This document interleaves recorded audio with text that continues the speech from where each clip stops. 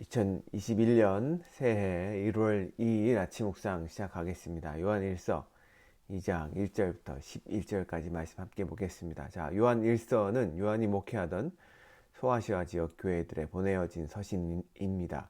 요한이 목회하던 교회 공동체 속에는 이단 중 하나였던 소위 영지주의자라고 불렸던 자들이 문제를 일으켰던 것 같습니다. 영지주의자들의 사상이 무엇이냐면 영은 선하고 육은 악하다고 보는 이원론적 사상이죠. 영을 중시하고 물질 혹은 육체를 경시하기 때문에 예수 그리스도의 성육신이나 역사적 부활을 부인했는데요.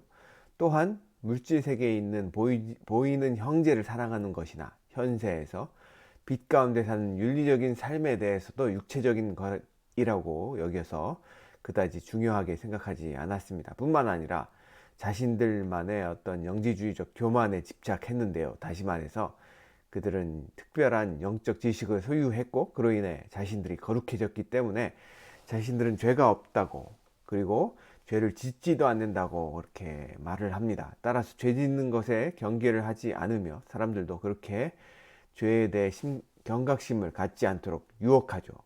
그들은 형제사랑이라는 영역에도 마찬가지로 문제를 일으켰는데요. 형제를 꺼리낌 없이 미워하고 하나님을 사랑한다 하면서 형제를 사랑하지 않는 모순을 합니다. 실상 그들은 사랑의 하나님을 알지 못하는 자들이었던 것입니다. 그래서 사도 요한은 그런 영지주의자들을 향해 거짓말하는 자, 마귀에 속한 자들, 마귀의 자녀들이라고 강하게 질책하죠. 이렇게 거짓 교사들이었던 영지주의자들의 가르침으로 인해 요한의 교회에 있던 성도들은 자연스레 나쁜 영향을 받게 되었습니다. 그로 인해 죄 짓는 것을 가벼이 여기고 비윤리적인 삶을 아무렇지도 않게 그렇게 살았죠. 또한 주 안에서 형제된 자들을 사랑하기보다는 미워하고 대적하는 일들을 쉽게 자행하는 분위기가 공동체 안에 생겨나게 된 것입니다. 따라서 교회 공동체 속에서 잘못된 모습이 뿌리내리지 못하도록 요한 사도는 도덕적 윤리와 사랑과 신앙이라는 세 가지 주제에 집중하면서 요한 서신을 써가고 있습니다. 이런 요한 사도의 서신은 오늘을 살아가는 우리에게도 적합한 메시지로 다가오죠. 많은 현대교회들이 교회 안에서의 신앙의 모습만 강조하고 윤리적 삶이나 이타적인 사랑에 대해서는 다루지 않는 불균형적인 모습을 보여왔는데요. 결과적으로 이상하고 이기적인 성도들을 사회 속에 배양해왔죠. 따라서 사도 요한의 서신은 그러한 현대의 교회와 성도들에게 경종을 울리며 윤리와 사랑과 신앙의 세 모습이 모두 균형 있게 어우러진 그리스도인의 삶을 살 것을 가르치고 있는 것입니다. 자, 어제 본문이었던 1장은 그리스도인들의 윤리적인 삶에 대해 가르쳤습니다. 핵심 구절은 1장 5절 6절인데요. 함께 읽어보겠습니다. 우리가 그에게서 듣고 너희에게서 전하는 소식은 이것이니 곧 하나님은 빛이시라. 그에게는 어둠이 조금도 없으시다는 것이니라. 만일 우리가 하나님과 사귐이 있다 하고 어둠에 행하면 거짓말을 하고 진리를 행하지 아니함이거니와. 곧 하나님은 빛이시죠.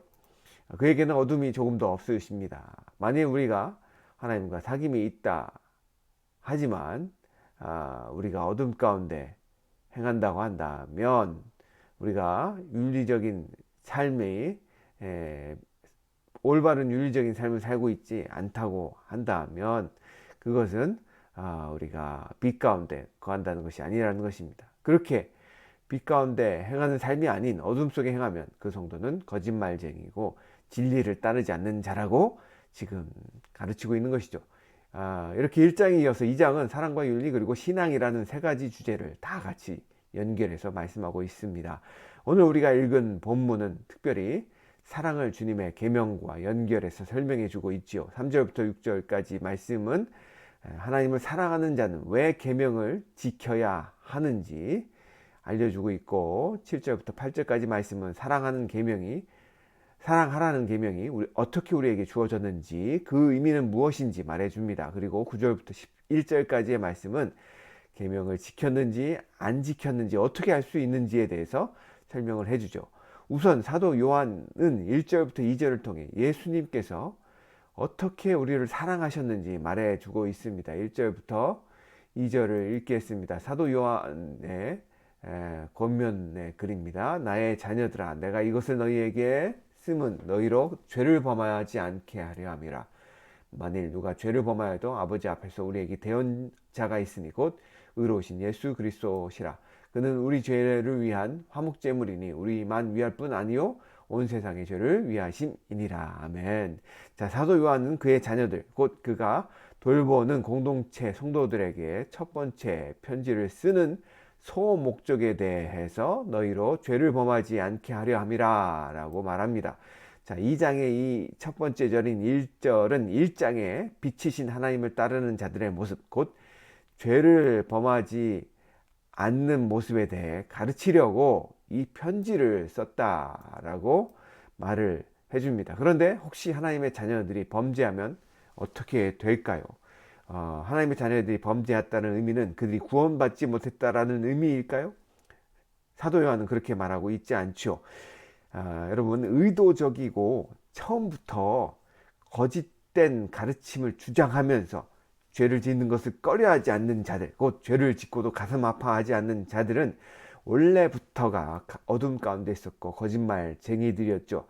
하지만 하나님의 말씀대로 살려고 애썼다가 연약한 인간이기에 실수하고 넘어지는 자들, 그로 인해 마음이 아프고 괴로워하는 자들은 거짓말쟁이가 아니라 하나님의 자녀임을 확실히 증거해 줍니다. 왜냐하면 죄를 짓는 자신의 모습이 너무 부끄럽고 그런 자신에 대해 괴로워하는 마음이 드는 것 자체가 구원받았다는 증거이기 때문이고 또 그 자체가 하나님과의 사귐이 있다라는 증거이기 때문입니다.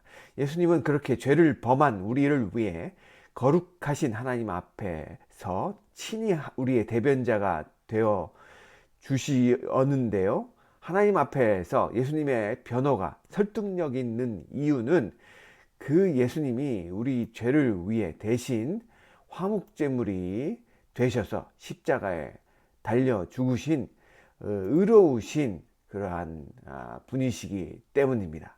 자, 3절부터 6절은 하나님을 사랑하는 자가 왜 계명을 지켜야 하는지 말해주고 있습니다. 3절부터 6절까지를 읽겠습니다. 우리가 그의 계명을 지키면 이로써 우리가 그를 아는 줄로 알 것이요 그를 아노라 하고 그의 계명을 지키지 아니하는 자는 거짓말하는 자요 진리가 그 속에 있지 아니하되 누구든지 그의 말씀을 지키는 자는 하나님의 사랑이 참으로 그 속에서 온전하게 되었나니 이로써 우리가 그 안에 있는 줄을 아노라. 그의 안에 산다고 하는 자는 그가 행하시는 대로 자기도 행할지니라.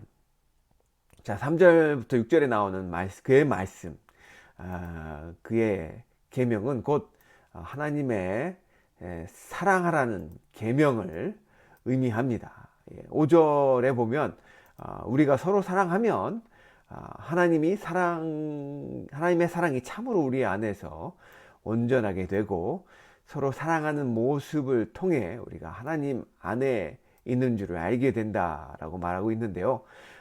그런데 사랑하지 않는 자, 곧 형제를 대놓고 미워하는 자들은 당연히 하나님을 모르는 자들인 것이죠. 만약 우리가 사랑의 하나님을 알고 그 하나님과 사귐을 가진다면 사랑이신 예수님께서 행하신 대로 우리도 서로 사랑할 수밖에 없습니다. 사랑하는 성도 여러분, 여러분은 예수님을 알고 계시죠? 또 그분이 당신을 위해서, 여러분을 위해서 보여주신 십자가 은혜의 사랑을 알고 계시지요? 그렇다면 여러분은 예수님이 보여주신 모습대로 다른 이들을 사랑할 수밖에 없는 자들이심을 아시길 바랍니다. 여러분, 사랑은 그리스도인임을 보여주는 그렇게 그리스도인임을 가리키는 표지라는 것이죠.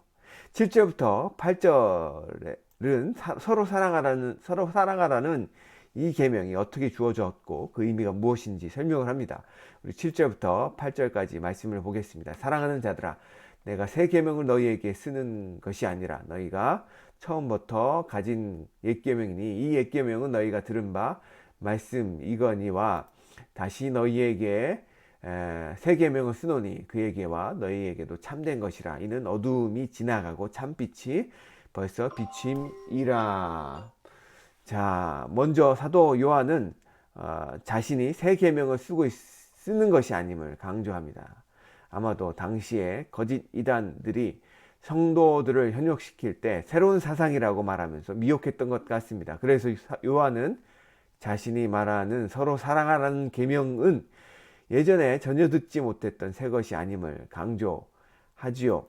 그런데 그렇게 새 것이 아님을 강조 7절에서 강조를 했다면 8절에는 그 새 것이 그 아닌 계명이 지금은 새 계명을 쓴다라고 그렇게 말을 합니다. 7절에 새 계명을 쓰지 않는다고 한 요한이 8절에는 새 계명을 쓴다고 한 그 이유는 무엇일까요? 자, 이것은 서로 사랑하는 계명은 내용상 옛 계명과 같은 것이지만 예수 그리스도께서 이 땅에 오셔서 다시 새롭게 하신 의미에서 새 계명이라는 것입니다. 곧 예수님께서 요한복음 13장 34절에 말씀하신 새 계명을 너희에게 주노니 서로 사랑하라 라는 그 새 계명, 곧 구약시대에 이미 주어졌지만 구약의 율법이 다 담아내지 못하는 예수 그리스도의 십자가에 그 사랑이 담겨져 있는 그 새 계명을 말하고 있는 것이죠. 이 새 계명에 대한 의미는 이어서 나오는 8절 후반부의 말씀, 곧 이는 어둠이 지나가고 참빛이 벌써 비침이라 라고 한 표현에서도 연결돼서 알게 해주는데요. 여기서 참빛이 비침이라 라는 표현은 예수님께서 이 땅에 오심으로 말미암아 시작된 생명의 역사를 의미하고 있습니다. 자, 그리고 나서 요한은 빛과 어둠의 상징을 가지고 형제사랑과 미움에 대한 가르침을 9절부터 11절까지 설명해 주고 있는데요. 9절부터 11절을 읽겠습니다. 빛 가운데 있다 하면서 형제를 미워하는 자는 지금까지 어두움에 있는 자요, 그의 형제를 사랑하는 자는 빛 가운데 거하여 자기 속에 꺼리낌이 없으나 그의 형제를 미워하는 자는 어둠에 있고 또 어둠에 행하며 갈 곳을 알지 못하나니 이는 그 어둠이 그의 눈을 멀게 하였음이니라. 자, 여기 10절에 요한은 형제를 사랑하는 자, 이꼴 빛 가운데 거하는 자라는 등식을 설명할 뿐만 아니라 그 빛 가운데 거하기 때문에 꺼리낌이 없는 자라고 말해줍니다. 여기서 꺼리낌이라는 이 단어의 헬라어 표현은 스칼달론이라는 표현인데요. 이 의미는 걸림돌을 의미하죠. 곧 다른 이들을 넘어지게 하는 것, 실족하게 만드는 것, 그래서 죄에 빠지게 만드는 것을 의미하는데요. 여기서는 자기 속에 꺼리낌이 없다라고 말을 한 것으로 보아 자기 스스로를 넘어지게 하고 낭패를 당하게 하는 것이 없음을 의미하죠. 자, 정리해보면 형제를 사랑하는 자는 하나님과 사귀는 자인데요. 그리스도 안에 있는 자이기 때문에 자기 속에 스스로를 파괴시키는 스칸달론이 없다라는 것입니다.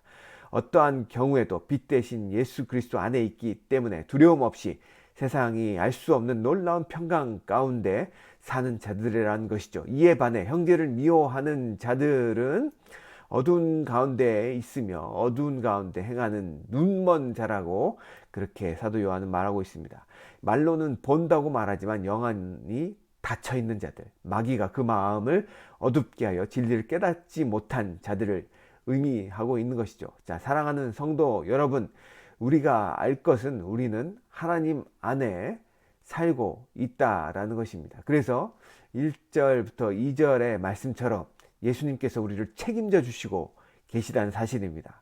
그러니 우리 마음 안에 있는 스칸달론, 우리의 거리낌이 될 수 있는 두려움, 죄, 미움, 쓴뿌리 같은 것이 우리 안에 자라나게 해서는 안 됩니다. 혹시나 그런 것들이 내 마음에 자라나고 있다 하면 속히 우리의 대변인 되시는 예수 그리스도께, 우리의 화목제물 되시는 예수 그리스도께, 또 우리의 의가 되시는 예수 그리스도께, 우리의 빛 되시는 예수님께 나아가서 나의 스칸달론을 내어 드려야 됩니다. 그리고 오늘 말씀처럼 형제를 사랑하기를 선택해야 됩니다. 어찌 보면 우리 안에 꺼리낌은 우리가 적극적으로 형제를 사랑하지 않기 때문에 여전히 우리 안에 자리 잡고 있는 것일지도 모릅니다. 사랑하는 성도 여러분, 사랑하기로 선택하십시오.